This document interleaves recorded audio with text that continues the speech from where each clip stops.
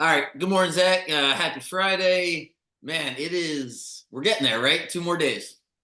Yeah, it's slowly but surely. I think this might be the longest week of my life. Second, or just passing last week as the longest week of my life. So they And, just keep getting longer. and I've consumed so much content. I always tell you, I'm like, man, let's try to find something different to talk about, especially with you. You talk all week, all day about Ravens and Orioles. I'm like, well, let's find a different topic if possible.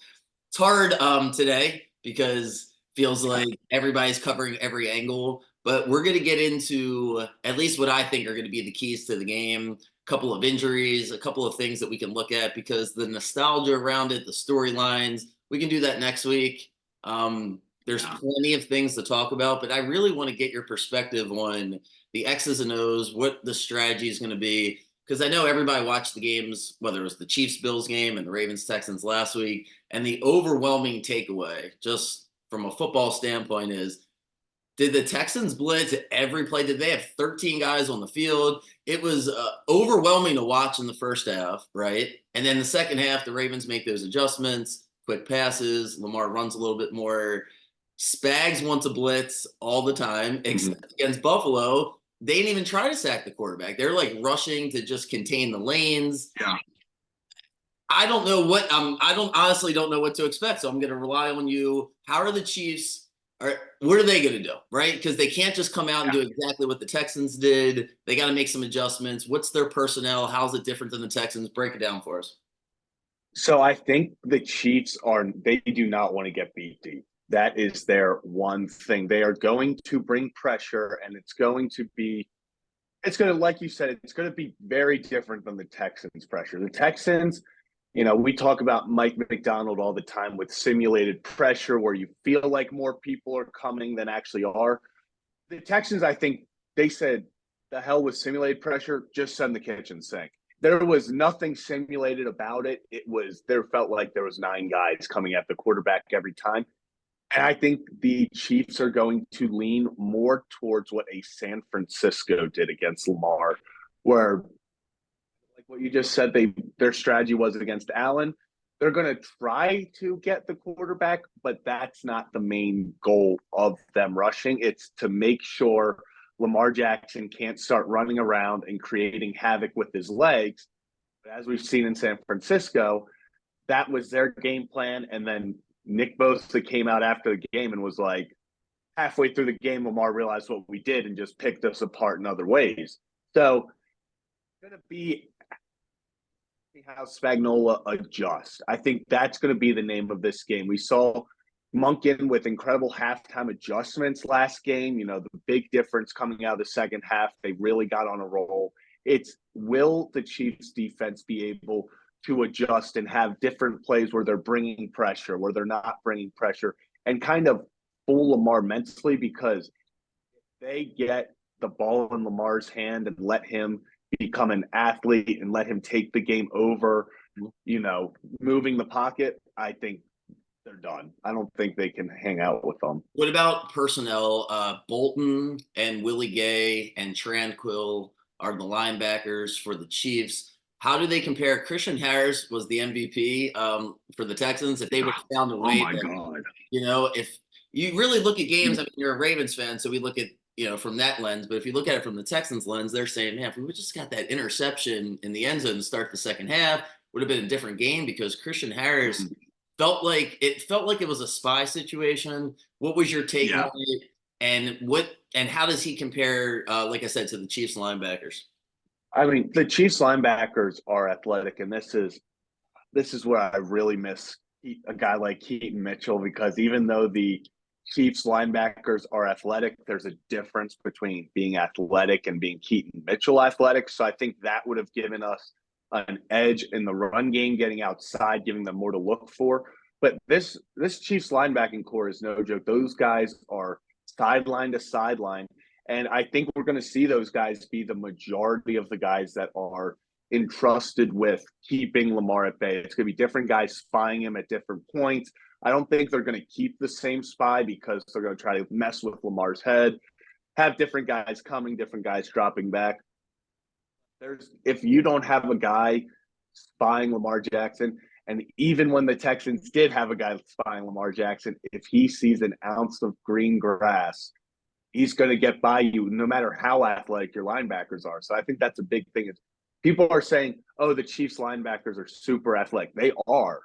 But there's a difference between being an athletic linebacker and being Lamar Jackson athletic. So it's still going to be a full team effort, group effort from the linebackers to stop Lamar Jackson, especially in the passing, the unexpected run game. So the passes that he scrambles on, it's going to be up to them to stop that because they're going to need to use their athleticism. And then let's get your breakdown. The Chiefs secondary. So the first drive of the game, I don't know how many people know this or not, but I really liked the Chiefs last week. So I actually had money on the Chiefs.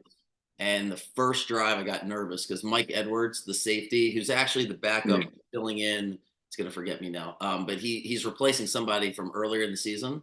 And he's been a real key. Andy Reid had all this praise for him. And then on second and whatever it was, he threw the ball to Diggs and he gets a concussion. Dives, stop. And then it's 3rd and 16. And that's when Allen got the BS. It was definitely a forward pass, right? Like that was one had that. Yeah, no, it was. I will say it was a weird optical illusion because Allen was running the way he did it. It looked so like in real time. I was like, oh, that was backwards easily. Then they replayed. And I was like, he threw that 1.5 yards forward, and no one questioned it. So then the Bills go on to score. They go down, or they get the first down on 4th and 1. They get 3 points. Anyway, Mike Edwards doesn't come back. He's going to play today, or he's going to play on Sunday. Excuse me. He hard hitter, tough guy, and then their best players. You make the argument outside of Chris Jones in the middle. Their best players are the 2 corners with McDuffie and Snead. It'll be a great test. My analysis of the game from an offensive standpoint is this is not the game like to run the ball at the Chiefs and see if we can impose our will. This is the game where our tight ends matched up against their linebackers and their safeties feels like the advantage. It feels like their corners, and it's going to be raining. Some of those down and out patterns or some of those comebacks, you want to be careful. Whether Andrews plays or doesn't, looks like he's going to play. But I think the advantage with the Chiefs, I would look at the tape from the Eagles Super Bowl because while the Chiefs defense improved a lot, it was Hurts's ability to constantly keep them off balance. That game felt like if they kept playing and playing and playing, the Eagles would win that game because the Chiefs were having a hard time stopping them. But my analysis of the Ravens offense is, as much as I know you want to establish the run and we want to win this game 17-13, I think the way you get them is don't play scared at all and just go out. Let's attack them down the field. What are your thoughts on that? No, I agree. I think this is one of those games where, especially against Patrick Mahomes in the playoffs, you want to create as much distance between them and you as early as possible because this is a team where we saw against Buffalo, they hang in there. If you just keep letting them hang around, let them, they have mistakes and then you make up for it, the fumble out of the end zone and then you can't do anything with it. There are those types of mistakes that I think the Ravens are going to have to limit. So when they are coming out, and I think they're going to be aggressive throwing the ball, I think it's going to be I don't want to say a conservative aggressive, but I think, like you said, it's going to be aggressive down the middle to the tight ends. I think they're going to try to hit the seams with the tight ends with likely Andrews early, maybe get OBJ across the middle because the outside corners, McDuffie and Snead, that's the strength of their defense. Those guys, it's what they're relying on is for them to shut down the other team's top guys. I know we don't talk a ton of gambling on here, but do you think so there's so many ifs in football, right? But let's just take the one play and the Chiefs don't fumble the ball there because that's a pretty big if. And they go 24-24.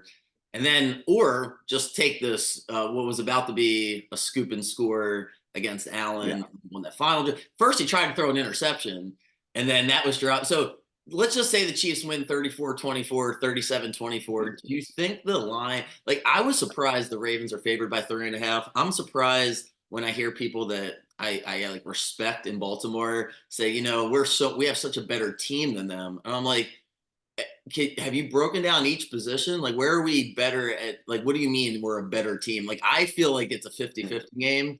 I think there's ways for us to attack, but do you have what is your just take on, like, where are you at with the Chiefs? Like, are you, the Chiefs are much inferior to us and they're just, like, go ahead. I think the Ravens, with everything going on, how the season's going, and I do think the Ravens have the advantage. I think if everything goes the way it's supposed to go, the Ravens win this probably by when I say 2 scores, I think like 10 points. I think that is very much in the realm, but it's against Patrick Mahomes. So I see people going out and making these wild predictions of Ravens win by 3 scores. They're going to win 40-16, 17, whatever. And yeah, I guess that could happen, but I don't see a Patrick Mahomes led team not being in it at the end of the game. So I think it's gonna be close.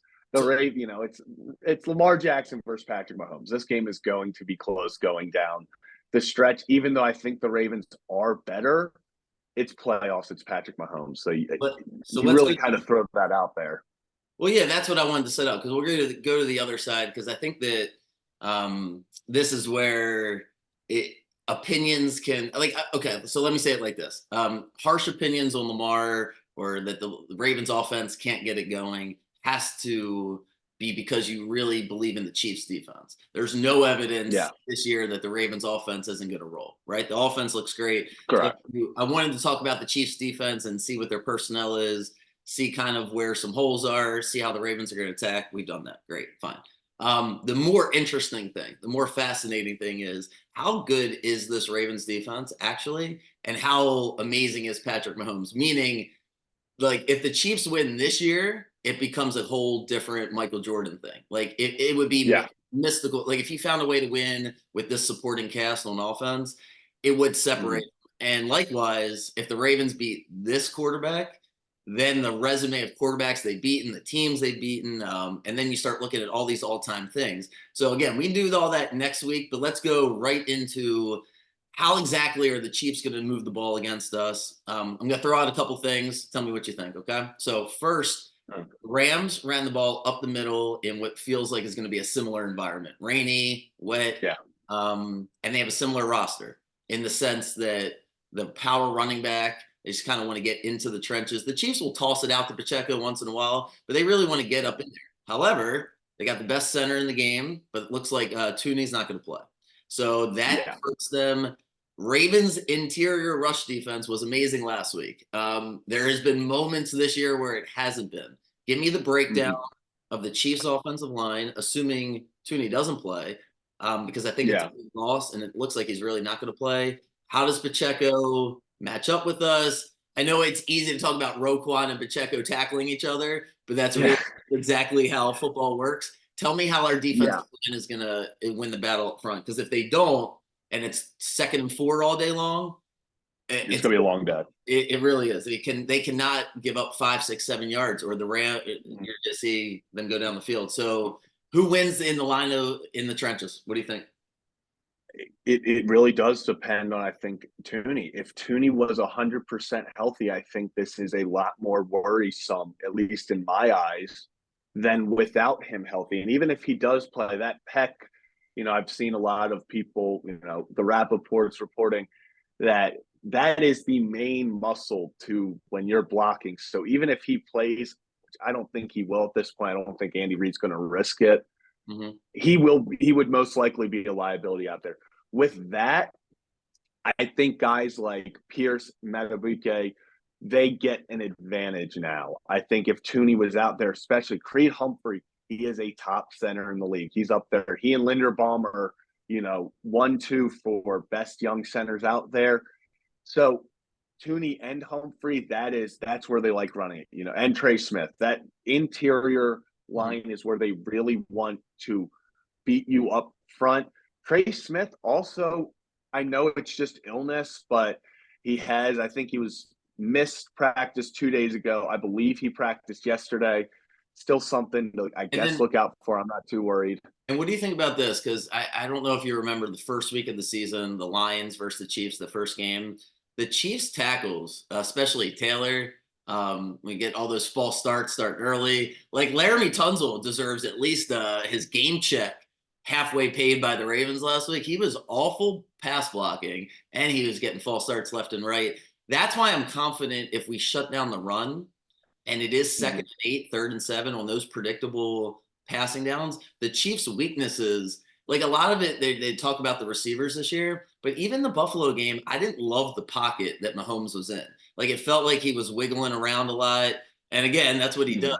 But I'm pretty confident that we're going to be able to get there with the pass rush as long as we're able to stop the run. So I think that's where I'm lacking confidence right this second is I don't know if we're going to shut down the run. I've seen too many times them run up the middle on us. Whereas the Dolphins, that bullshit tossing out, like Queen and Roquan and Hamilton are going to eat that up. But are we big and strong enough on the inside to stop them? I guess we'll find out. Like I could ask you 10 different times, but I guess we'll find out on Sunday. Yeah. And one other thing, I guess, going back to the Chiefs defense, I've seen some people say because Chris Jones lined up on the outside, he played edge a few times versus Buffalo. And I've seen people say that's what they got to do. They got to get Jones versus, Moses, Jones versus Stanley. If the Chiefs put Jones on the edge, I think Todd Monken is going to do backflips in the press box, and they're just going to run the option at him every time because at that point they can isolate their best player on the defensive front seven and make him decide, and you have him playing slower. So I think from that aspect, I've seen people saying that you got to keep Chris Jones where he is. Let him be disruptive in the middle. When you allow the Ravens with Lamar Jackson to isolate a guy on the edge and try to neutralize him, that's where they can really take you out of a game. So I'm glad you brought that up because if we were playing the Bills, we'd be talking, this podcast would be more about Flowers, Bateman, and OBJ because the Bills, Poyer and Hyde, those two safeties, which with all respect to the Ravens might be the best combo in the NFL. So they do a great job of taking away the middle. You saw Kelsey's wide open play was on the outside. You saw MVS had a long play on the outside.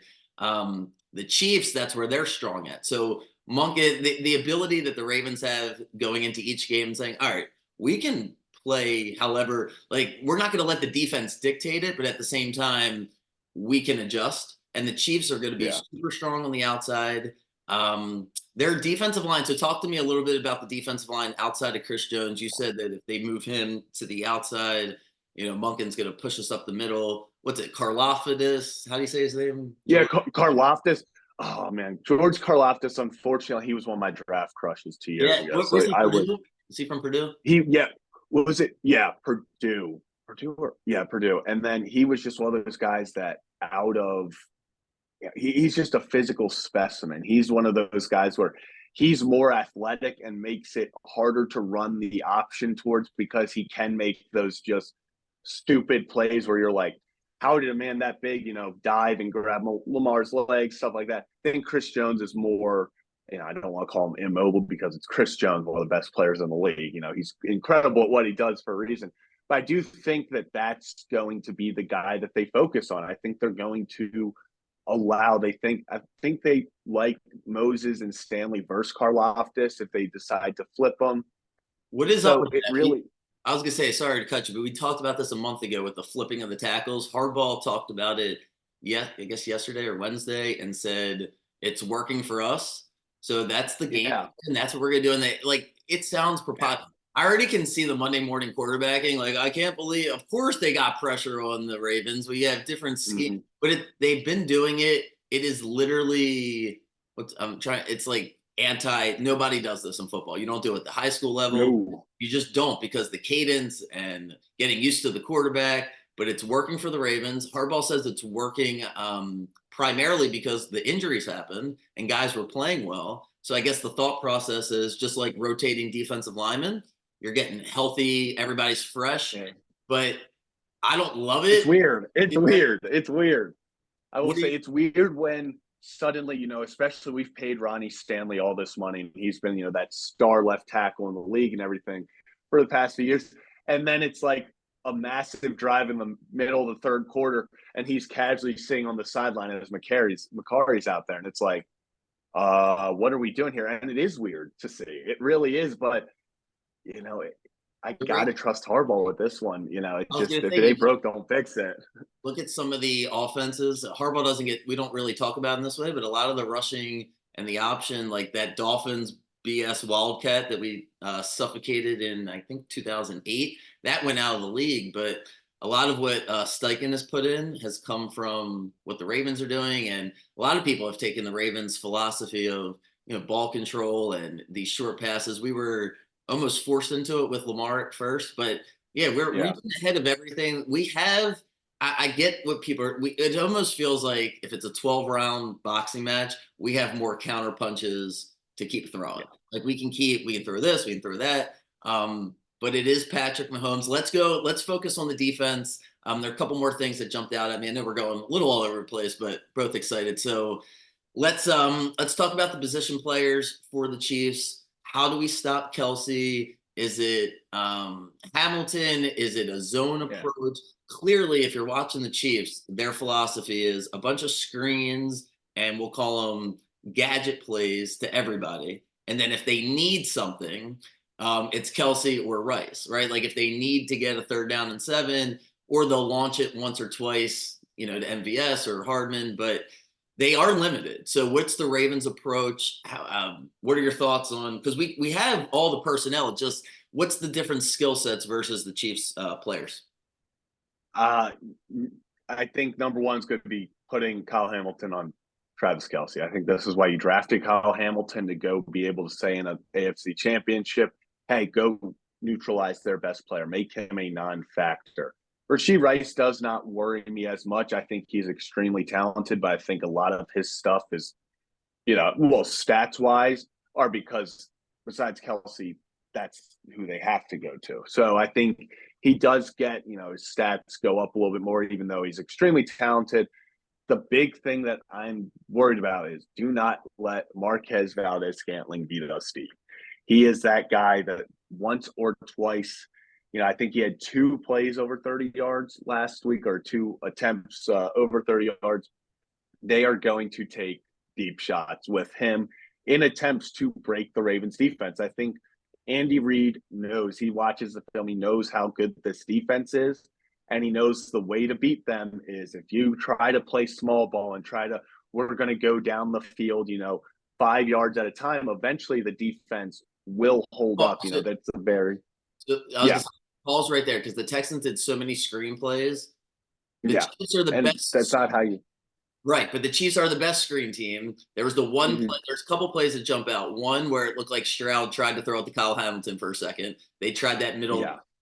screen. And then I think it was a wide receiver screen where it looked like they had the blocking there. It was going to be a big play. And Geno Stone made an incredible play there to grab the guy's legs. Yeah.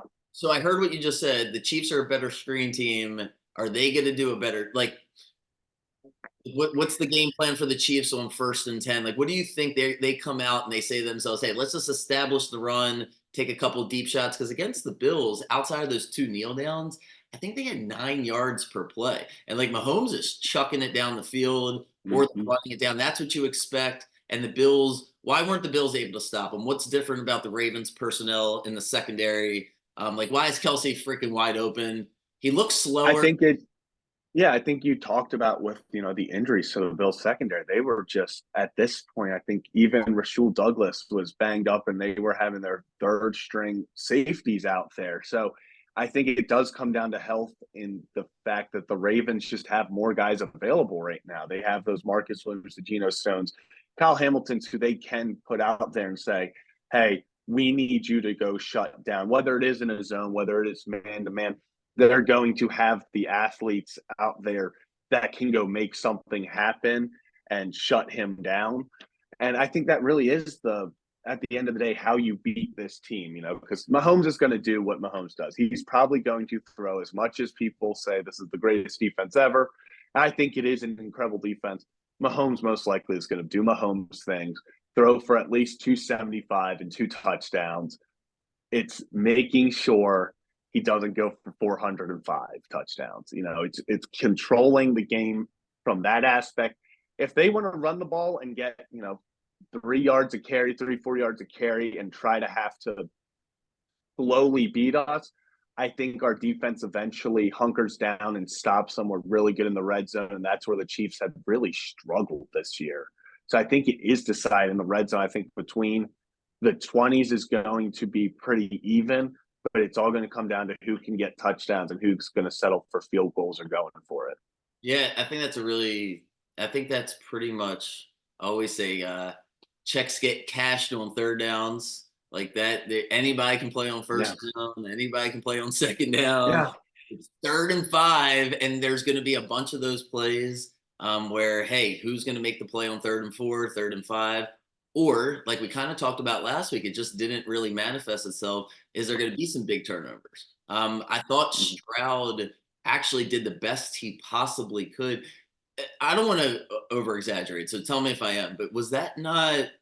So people do different stunts, right? Like every defensive line, every coordinator goes into the game. It's not like the defensive line just rushes straight. Like I know people are doing things, but how in God's name did we get pressure on every single pass? Like there's only a couple passing plays that Stroud had at least time to sit for a second. And I kept saying, I'm like, he is so good because in the first quarter, I'm like, all right, we got him. We got him. And if the Texans don't get a million pre-snap penalties, it makes a big It's a difference. different game.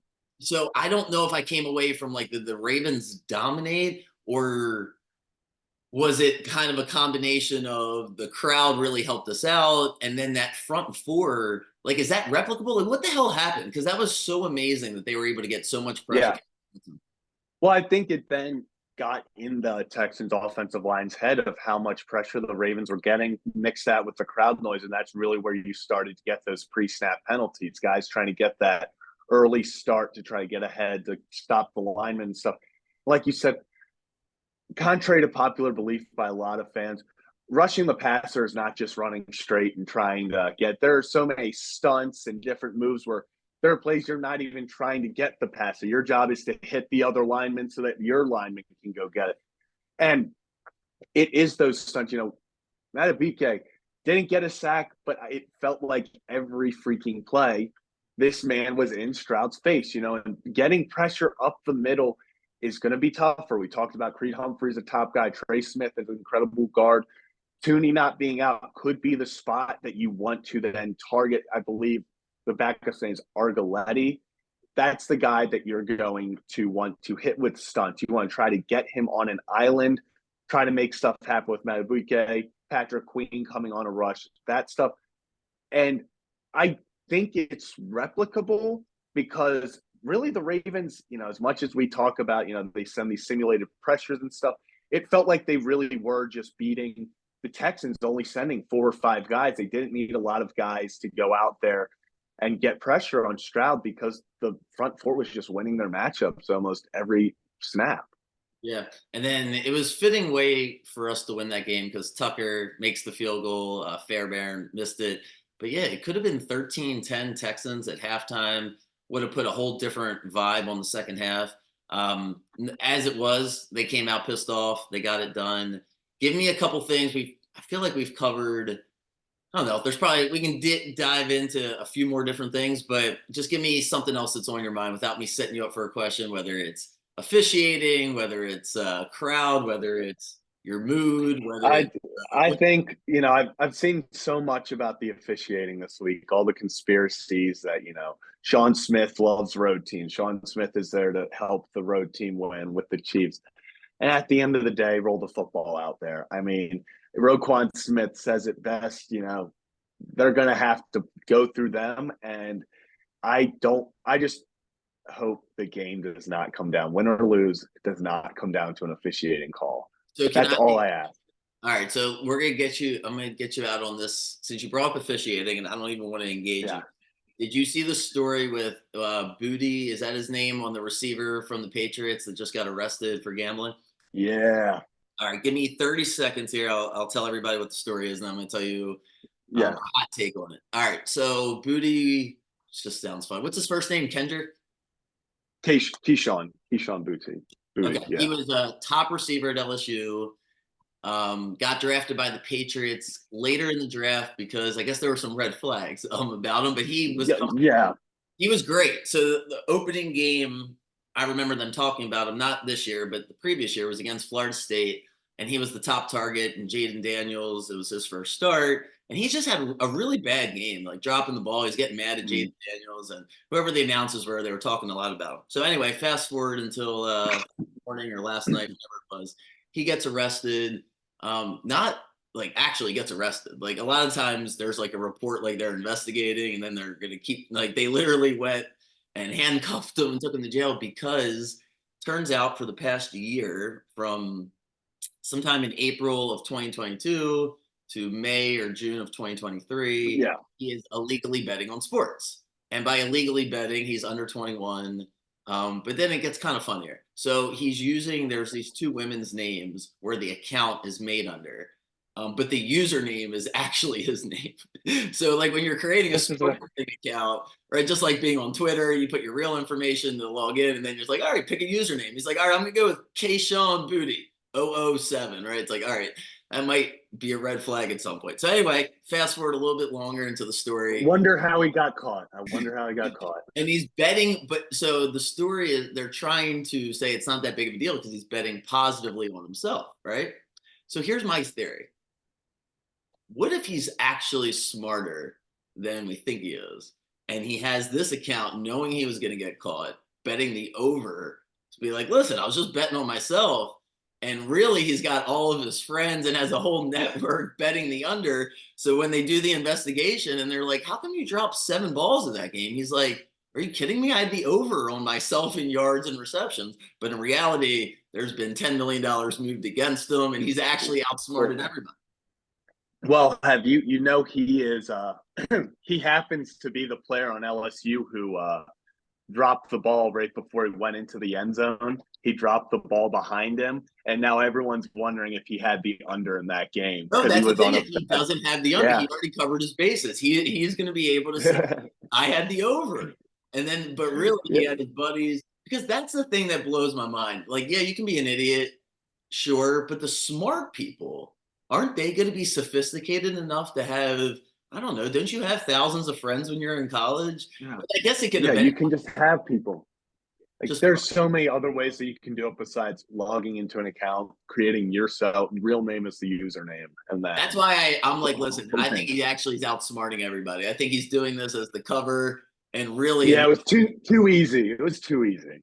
oh, but these gambling stories, it is only going to get, it's the worst nightmare for everybody affiliated because they need it. Yeah. Oh Gambling. yeah. But I don't think this will be the last story, but yeah, that's a good one to Google. There's a good one last year with the baseball coach. I think it was the University At of Alabama.